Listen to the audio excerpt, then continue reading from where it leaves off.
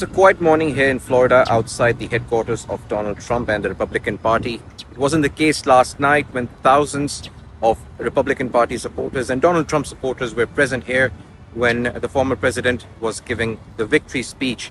Many analysts are calling it as a thumping victory from a president who has come back from a defeat in 2020 and who is now also a convicted felon, a history of its kind in the US. Now, why did the predictions go wrong? Many are saying that first, the Democrats took a hasty decision in selecting Vice President Kamala Harris as a replacement for Joe Biden, the manner in which he was replaced. And of course, what we saw that Vice President Kamala Harris did not distance herself from any of the policies of former President Joe Biden, which many believe was the main cause why many of Democrats and uncommitted voters to switch towards Donald Trump. What's almost interesting to see is that Vice President Kamala Harris was not able to make any inroads towards female voters, as being compared that Joe Biden had more votes from the women supporters and the women voters as compared to Kamala Harris. And one of the things about the loss of Vice President Kamala Harris is that Donald Trump has now a majority both in Senate and in Congress, which means that whatever decision, whatever policies that he's trying to implement in the future will now be very easy for him as compared to his tenure in 2016. He's already said that his first task will be to have strict border policies, and around 11 million people who have illegally entered the US will be deported. Donald Trump has also said that when he becomes president, taxes will go down, which means tariffs will be raised for Chinese imports. Many businessmen are kind of worried over here in the US, saying that the supply and demand will again create more chaos, which we did in the past during COVID.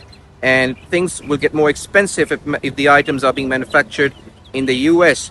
He's also said that there will be less taxes, there will be control over the gas prices, more drilling in the US.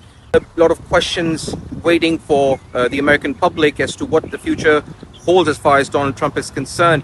Now, as far as his policies towards Palestine, he's already made it clear to the Israeli Prime Minister Benjamin Netanyahu that he will continue to support them. That was obviously the bone of contention amongst many thousands of Muslim voters in the US who switched parties from Democrats, who either did not support the Democrats or voted for Trump or voted for a third party, as in the Green Party candidate Jill Stein. There is a sense of caution not only amongst the minorities but also illegal immigrants. Apart from that, what sort of policies will be implemented this time around by Donald Trump? Now, he's also made threats that he will go after his opponents. There is also a sense of caution amongst many American citizens relating to gun violence. Youngsters who were voting for the first time expected to vote for a president who would support them for Americans not having control over assault rifles. There's also a concern of the use of recreational marijuana in states like Florida.